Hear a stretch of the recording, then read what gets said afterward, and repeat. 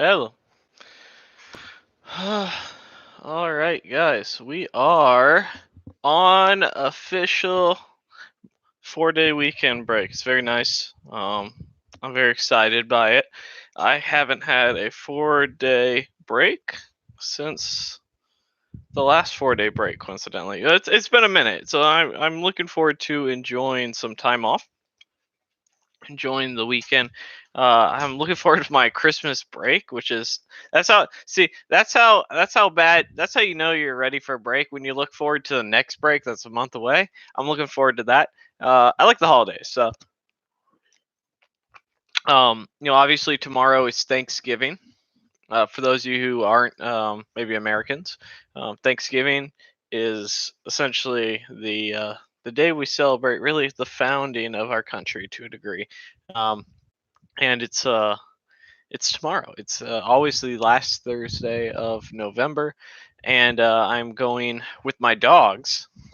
So April, myself, and my two dogs are going to a friend's house of mine, and we're going to be playing board games. We're going to bring the pups. It's going to be a good time. Have some food. I'm bringing some dessert. It'll be a lot of fun. And I want to talk to you as you guys are sort of chime in here about being thankful.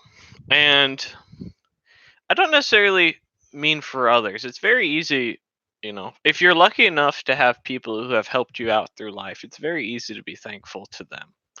It's very easy to be like, okay, well, my mother and father gave me shelter and food, and they helped me out. My girlfriend or wife or husband or boyfriend, they picked me up when I was down and helped me keep going.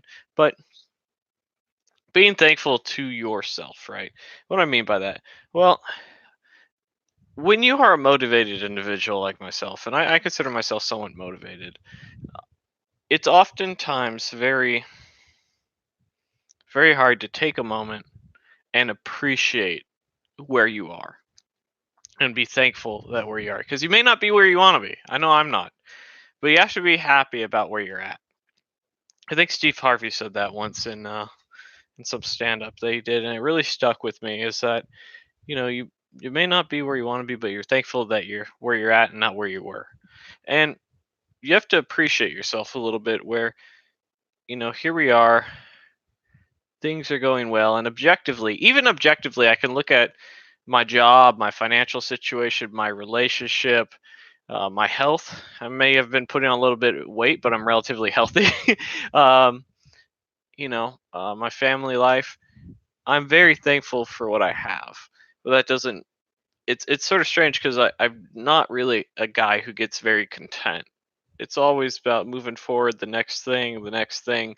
And sometimes I have to be careful in my personal situation that I don't fall into this the grass is greener on the other side thing when it comes to life in general. Sometimes it is greener, and sometimes you got to go get that green grass, but you got to be careful that, that's just not you thinking that there's always something better out there, and you have to appreciate what you have at times. And, I have personally have appreciated the journey to where I am. I've appreciated the people who have come on this journey with me. You guys, April, my boy Luke John, right here, Neil, the usuals, and it's so. What I would say to you guys is that this Thanksgiving, think about what you're thankful for that you've accomplished. Think about what you're thankful for and what you're happy about that you've been able to do, and think about why. And if you're not, try and figure out why not. Because it all stems from you, right? Your surroundings play impact, your everything plays an impact, but you and your core of who you are, you need to figure out why what you're not thankful. And if you're not happy with life, that's a very good thing. Is if you have to be aware of why you're not happy. And this is a dangerous thing to fall into to master the mashes. Um, is that being a dev may not make you happy. It depends on what your goals are, right? Um, being a developer is just a means to an end. right? So you don't want to idolize a specific thing. But if your goal is to have a steady career, is to have an in-demand skill and have a salary that can go up rapidly, if you work hard, being a dev is part of that.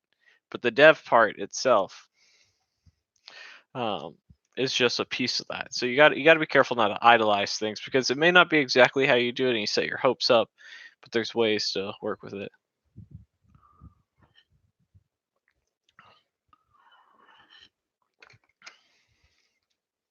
Yep. And I could tell you, for me, I am I'm very thankful to be financially secure. You know, we have a friend who her jokes from time to time that we have enough money that we can buy whatever we want. And they're not in the best financial situations, comparatively speaking. When I make 4 to 5 times what they make, then yes, it I from that outlook it looks that way. But what what they don't understand is that um, the reason that I can financially do a lot of the things that I want to do is because I don't buy whatever I want. And that's because one of the things that I'm thankful for is that I have worked very hard to be financially secure, something that I've dedicated a lot of effort and energy to. And it's not always easy, man. It's not easy when your family. My dad asked me to come home for Christmas probably about 10 times this year. It's not easy to say no. It's not easy to do that. It's not easy to be driving the 3-cylinder beast all the time. We want a bigger, nicer car, and you can afford it. But instead, you do things like pay down your mortgage. This year, one thing that I was thankful for is that I had a girlfriend who understood what my objectives were with money. Because it's not easy to say, "Hey, baby, we're not going on any vacations this year." Aren't you making more money than you've ever made in your entire life? Yes. And we're not going on any vacations? No. Why not? We're going to pay down the mortgage. Okay. I'm thankful to have somebody there that understands that I can have that conversation with. And even though we got laid off this year, so I got laid off, I spent all this money going to Idaho, that because we make these smart financial decisions, yeah, it costs us some money, it costs us some time, but we were still able to go from putting the 3% down on the house a year ago to 20%. And it's like, oh, what's 3% to 20%? That sounds like just numbers. You know what? That's about $50,000. Like, you want to talk about real numbers? That's about 50 grand that we were able to pay off of our mortgage, to eliminate private mortgage insurance, eliminate a $280 a month bill, to additionally put money to the side, things like that. These are things that I'm thankful for, because it's not easy. It's not easy every month to just be throwing money at something and not feel like you get much of a benefit. Thankful for the 2 employers who said no to me in a nice email rather than ghost me. I told my recruiter that at my company that I work with, that even though I was I already hired. She told me that she had to send the acceptance letter, or unfortunately the rejection letter, and I told her, I was like, as a potential employee, I just want to say thank you, because it's nice when people don't just ghost you.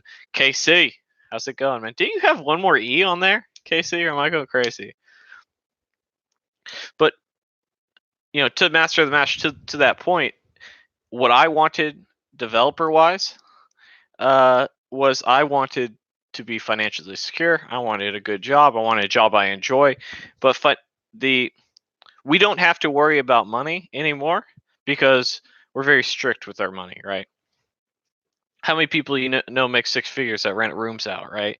And how many people do you know that have no debt? We have zero debt minus the house. Zero debt. We save. If you count the additional money that we throw at the mortgage and our savings, we save about half of our money. Um, so we've worked very hard to get there, because we have goals, and I'm thankful that we were able to stick to those. Right? It's hard to stick to goals unless you have like-minded people. I'm thankful that I spoke at a conference this year. That was something that they gave me a shot. I have no experience, and I'm thankful to them for them saying, "Hey, man, you seem passionate. We'll give you a shot. You know, you've never done this before. Let's do it." I'm, you know, I'm thankful that YouTube gave me memberships. Hashtag sellout. You know what I'm saying? But no, I'm thankful that, you know, the point is this: is that you need to be thankful for what you have. And do I want other things? Am I working hard for other things? Yeah. And is it easy to get overwhelmed at times that you're not where you want to be? Absolutely. But you gotta be thankful for where you're at, because it could be a lot worse a lot of times. Thankful for Linus Torvalds giving us Git and Linux.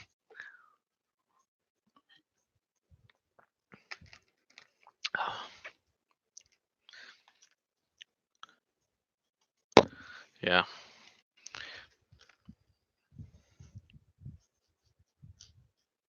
I'm thankful for TypeScript.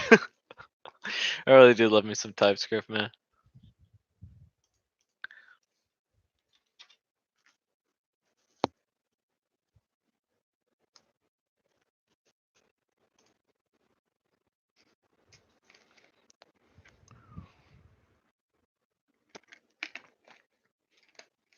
Yeah.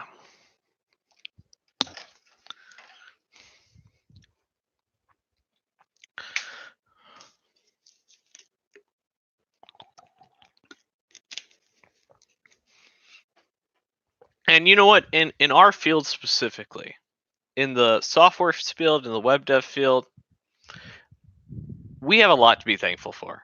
I mean, really, if you just want to talk about the practical aspects, how much of the shit we use daily is free that people dedicated hours of and time to? Companies pay entire teams to build something that they give away for free. VS Code. I use VS Code every single day.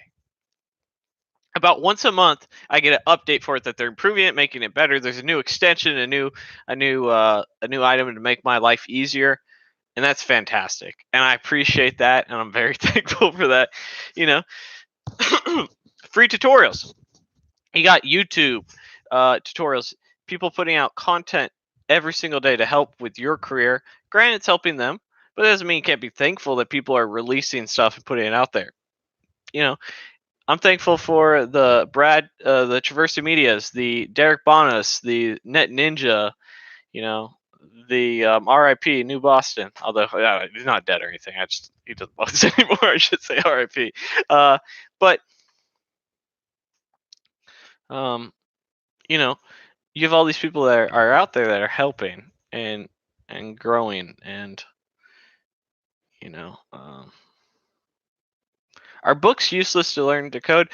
I wouldn't use books to learn to code. I'd use books to level up once you already know how to code, if that makes sense.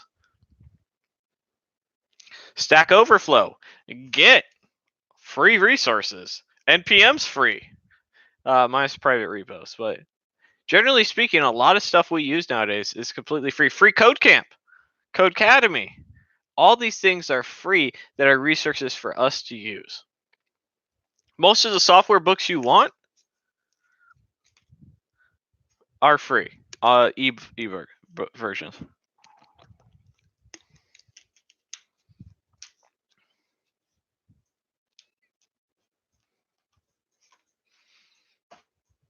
You know, it's very interesting.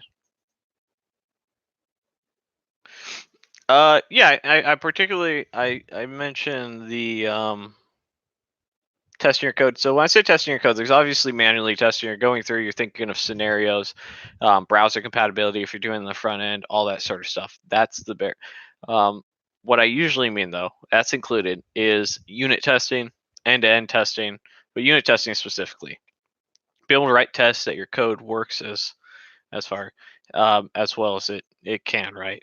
And that's usually what I'm referring to. There's also functional testing and end to end, but unit testing is one of the where you can start. I think it's a good place.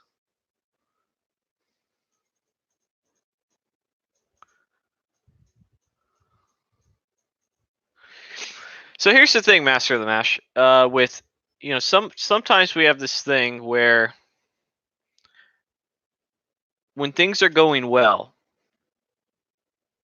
you always think something's bad around to happen in the corner. And the truth of the matter is, it is. Work environment, your relationship ends, if someone in your family passes, you have to take a pay cut, you have an unexpected child. Not that having the child is bad, but um, you you get turned down for a job. Sorry, Luke John, but hopefully you learned something in the process, man.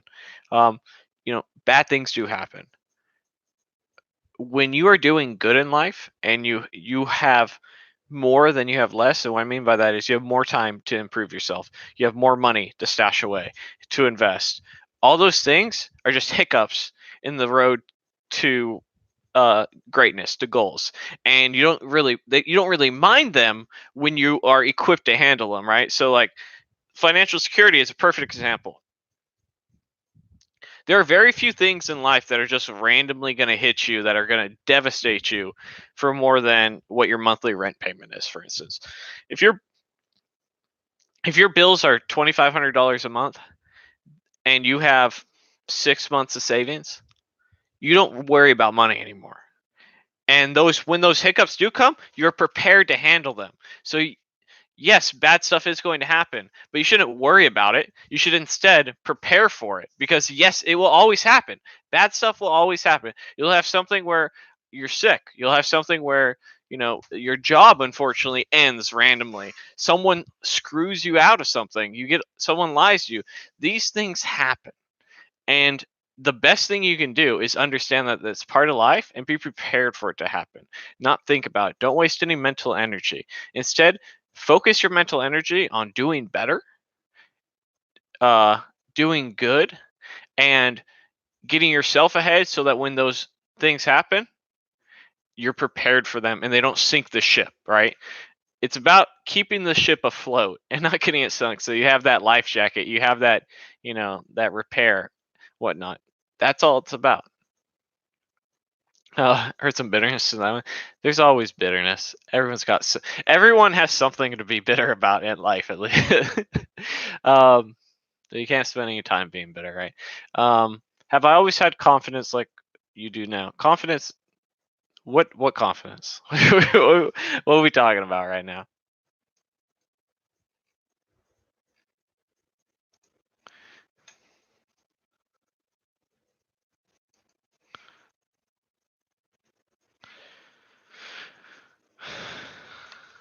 Till the interview part start? Yeah. A lot of you guys don't know. So he's acting. So Casey hears me on here, right? And now that I'm a senior dev, and I've been grinding for 4.5 years, just coding every day, doing everything that I can to get better. Um, going from pizza delivery driver to senior dev, going from making $8 an hour to $60 an hour with benefits versus the 8 and no benefits, and from being in debt to having 6 figures worth of value to my name, net income of that. He sees that, and he goes, there's some confidence that comes with that, and there's some confidence with working hard. And has that always been the case? No, of course not. Um, the confidence comes from seeing the result of doing right decisions and putting in the time, effort, and energy to support those right decisions. Right? When I was coding 14 hours a day to get my first dev job, grinding, and then I grinded again to get my next one, and my next one, and the next one, and even when I got laid off this last year, the confidence is knowing your value and knowing what you're worth, right? I've told people, I've told the story about how I was trying to get my first dev job, and the guy wanted to pay me like $12 an hour, and he was basically just disrespectful to me the whole time, and I turned it down, even though it's going to be a first dev job, because I knew what I was worth, and I wasn't going to take someone belittling me in an interview who didn't value me, even if it was going to be my first role. But yeah, so to the whole barfing story, I used to get in college. I used to get very nauseous before tests, and I would throw up in like the bathroom in the middle of the test. I'd have to excuse myself and go barf. And the same thing translated to the when I first started doing technical interviews. And I confidence isn't the right word for that because I wouldn't say it was lack of confidence so much as anxiety and stress in that instance.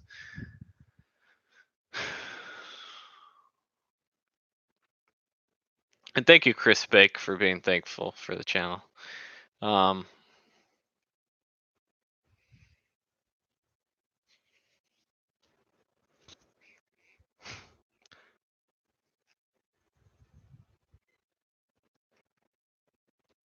have I ever faced an imposter syndrome in my career? Yeah, absolutely. Um, I would say probably first year and a half of my career.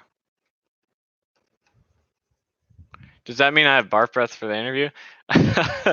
Well, I usually would rinse my mouth out, but I never really thought about it. But you try to do a good job of rinsing your mouth out. But I didn't have a mouthwash. I wasn't prepared. So let's hope not. Always carry most people. Um, but yeah, imposter syndrome is pretty normal, especially for self-taught developers and developers in general. I mean, when I went from making $8 an hour delivering pizzas to my first job making $30 an hour, I was scared as hell. Scared as hell. There's a bit of being scared that goes with it, and there's a bit of being, uh, of being overwhelmed. And what I would say is that when for me, the way that I overcame is just interviewing and seeing my value and getting multiple offers at jobs and at the same time and interviewing candidates. It's real. You guys want to know the best way to get over imposter syndrome? The hands down the best way is start interviewing candidates. Start interviewing people, and you'll realize very quickly where you're at and where everybody else is. Where you have people who have said they have twice as many years of experience in these technologies than you, sometimes 3 or 4 times. And then you ask them basic questions and they have no idea.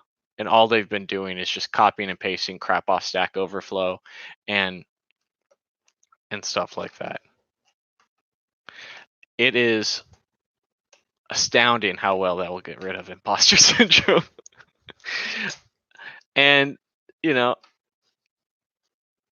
it's it's so strange to me. I try working with the businesses I've worked with and saying like, no, stop, eliminate these year requirements, these year of work experience, because you're oftentimes eliminating the best candidates at times. And it's not an ageism thing; it's a being current with technology thing. Yeah, some folks have oodles of unearned confidence.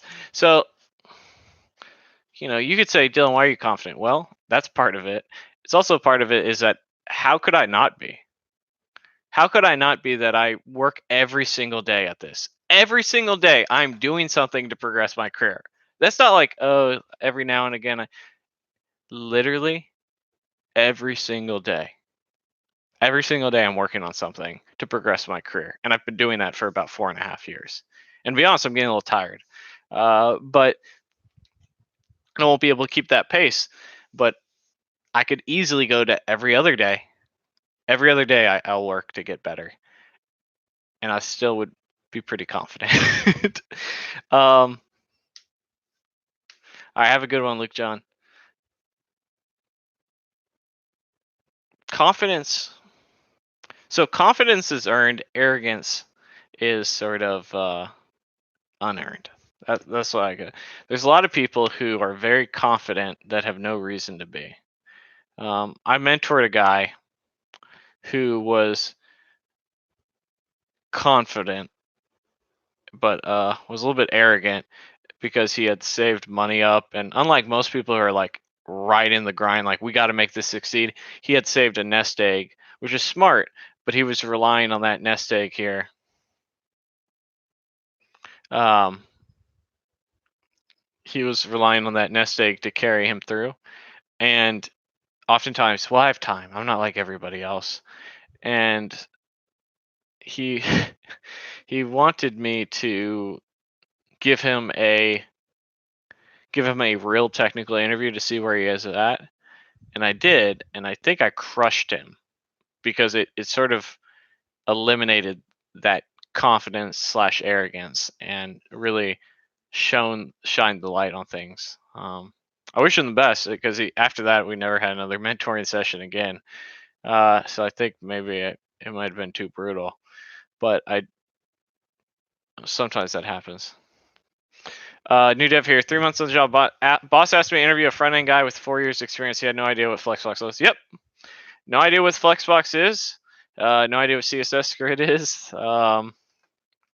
Couldn't tell you what a pseudo selector or pseudo element is. Couldn't tell you what the spread operator is. Couldn't tell you about ES6 classes, arrow functions.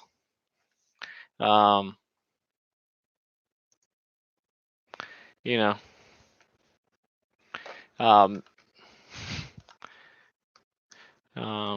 you know, can't tell you.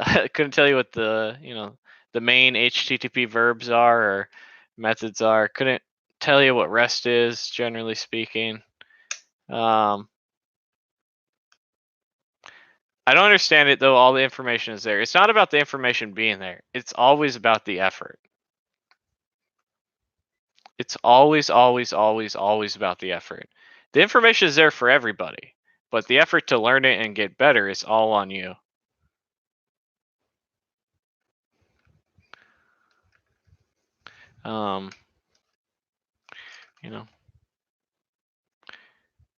Can't tell you about unit testing in general.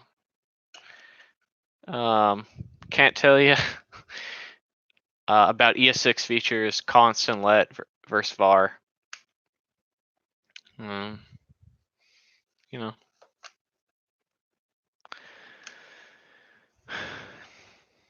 then they fall back on, well, that's some of the newer stuff. It's like, bro, we're going into 2020. This shit came out in 2015. Like, can't tell you how to do responsive design. Can't explain the fundamentals of a spa.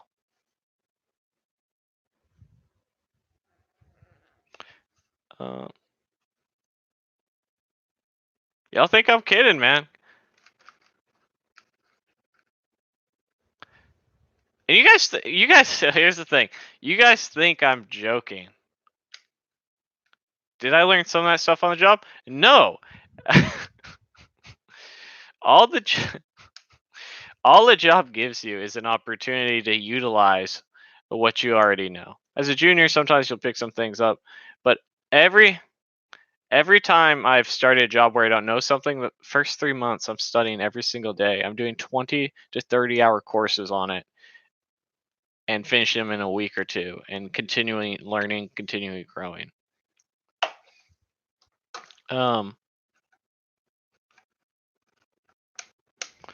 I do work on a team, yes. I have BAs. I have BA, a Scrum Master, a QA manager, some QAs, devs, UI UX guy, all the usual stuff, and a director.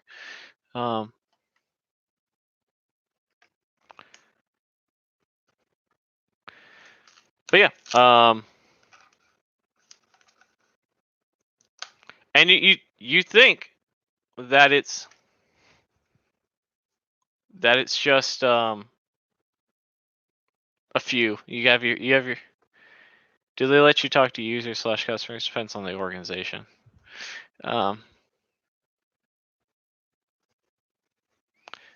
You think that, oh well, that's just a bad one. that's out of the norm. It's out of the norm. That's what you tell yourself the first couple interviews you do, where you're like, I have 3 months experience. I know about Flexbox. And you go, okay, that's not that's an outlier. Then you do 100 more and your spirit's broken. and then you go and you film videos on your YouTube channel, and you think to yourself, I'm not having any impact, am I? um,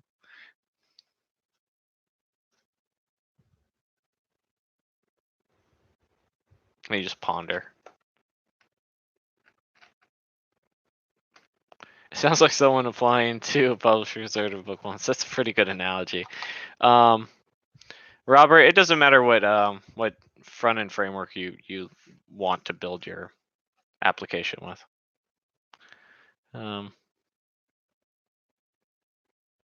In regards to your MongoDB, but I've had one of the worst people I ever interviewed was a contractor for LinkedIn and Google. 20 years of experience. So ask him how many years of JavaScript experience he had. 8. Great. Now I don't usually. When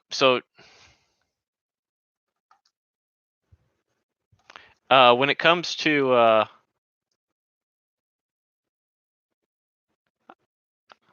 no, I'm not from Israel. That's just my last name. When it comes to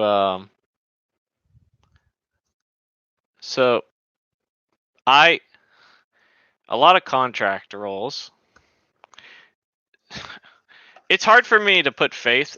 Like if someone to say, "Hey, am I biased?" I have a bias against contractors. I'm very aware of this, and it's been my opinion that that it's easier to get a contracting job and keep it than it is to get a full-time role.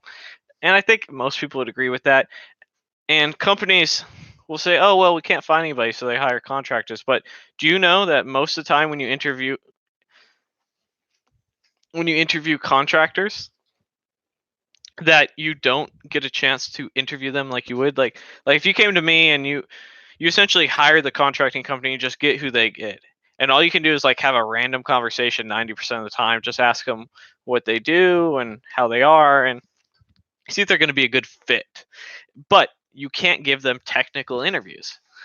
You can't go and shoot the shit about them about Angular or JavaScript or anything like that, so you're stuck with them. And that way, that's typically how the average contract goes when people contracting out. And so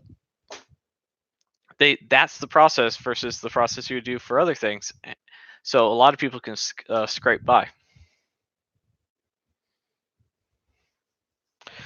So since I'm learning more about frameworks, should I just make all my sites with React or Angular? Yes. Most of the time, that's your best choice.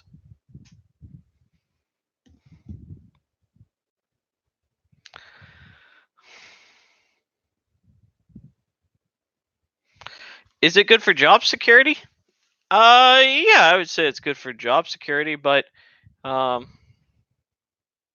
there's definitely a level of frustration that comes with stuff like that because, like, I consider myself a professional. I work very hard to be that, and I say this as somebody who literally works at home, and it's fantastic. I absolutely love it, but I wish other people took it a little bit more seriously.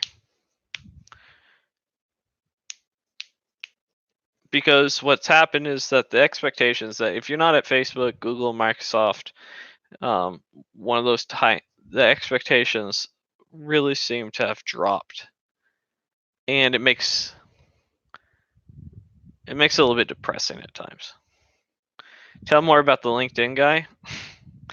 So this was a couple jobs ago, and I interviewed the guy with LinkedIn, and he's like contractor at LinkedIn and no Google, both those for a couple of years. And I was saying, cool, that would be good.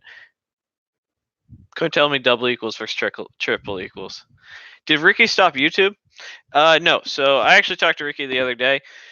He was kind of upset because he hasn't been able to put out any videos lately. Because he started a new job, and so he's been ramping up a lot in MySQL and C#. So he started a new job about 6 weeks ago, maybe a month ago. It hasn't been that long, and so he's been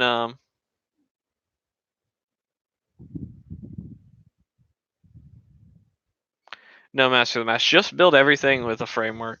It'll help you out. Get started with it. Because you never know what's going to expand. But no, Ricky's still doing YouTube. He just hasn't been able to put anything out because he's been so busy. He also just bought a house and he's just living life a little bit.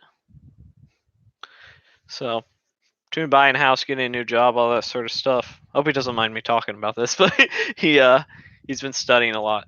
So every night he's working on something to ramp up for his job. So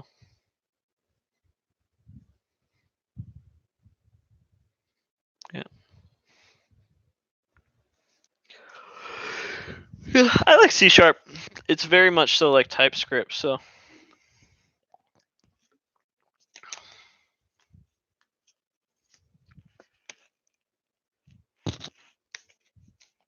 JavaScript or Python's fine. Depends what you want to do though. Not PHP.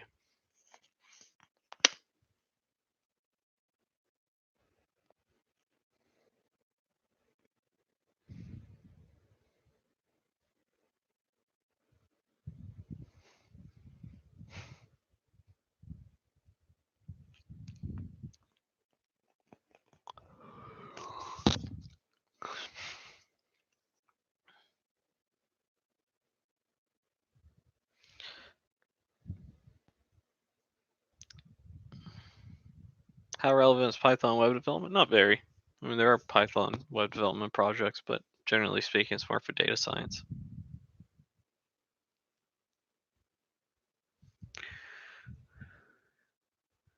Do I work for Robert Half? No, I don't. I don't work for a contracting agency.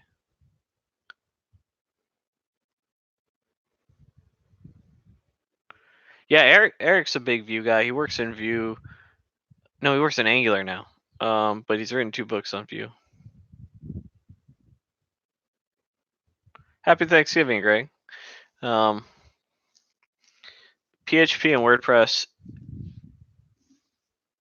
You don't want to work in PHP or WordPress. It'll limit your growth and it'll limit your salary cap.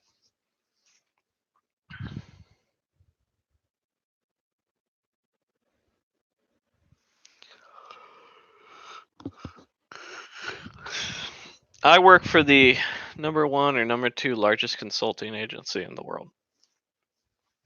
I don't consult though. I build internal things in the tax and audit field of things. So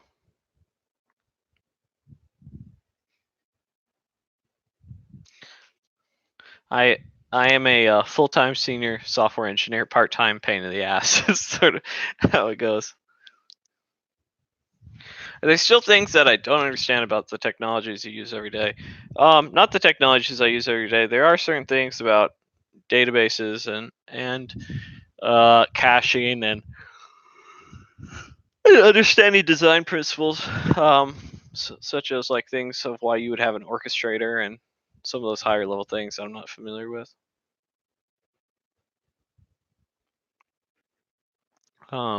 That's more so stuff that, but generally speaking, if I'm working in something every day, I go and spend time to learn it, and so there's no reason why I wouldn't be able to go and understand the general gist of it.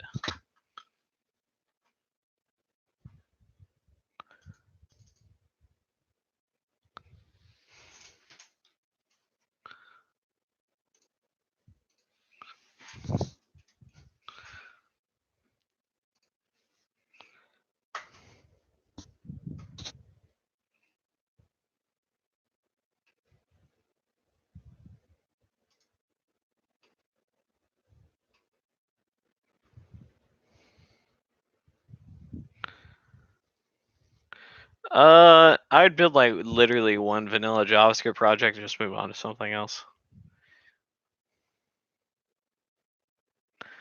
No, the cam's not lifting. I have a automated desk.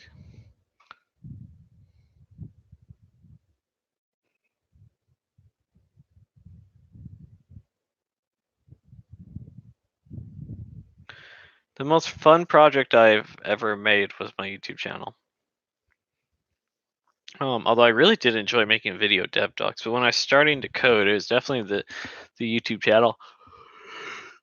Oh, there's something very magical about just building your first API project and actually seeing it work and getting the data out.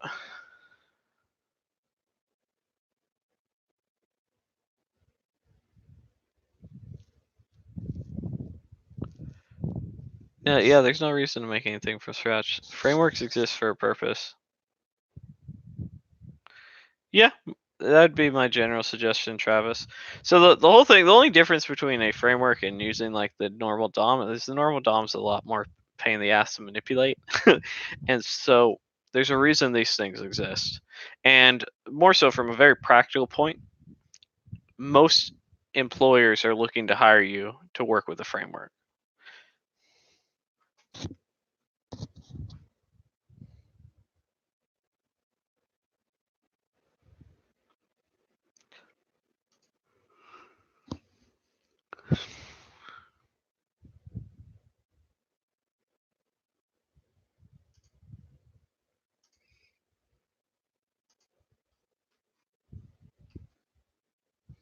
No problem, Travis.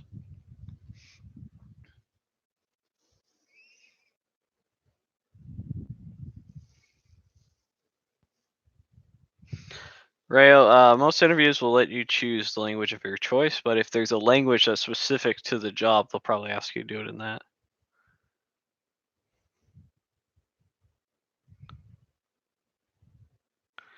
All right, guys, I'm gonna end this a little bit early. I hope you all have a wonderful Thanksgiving. I'm gonna go see what eat for this and probably go have some dinner. I appreciate y'all. I hope you spend some time with your family, spend some time with your friends, and enjoy yourself. I'll see you guys next time. Bye.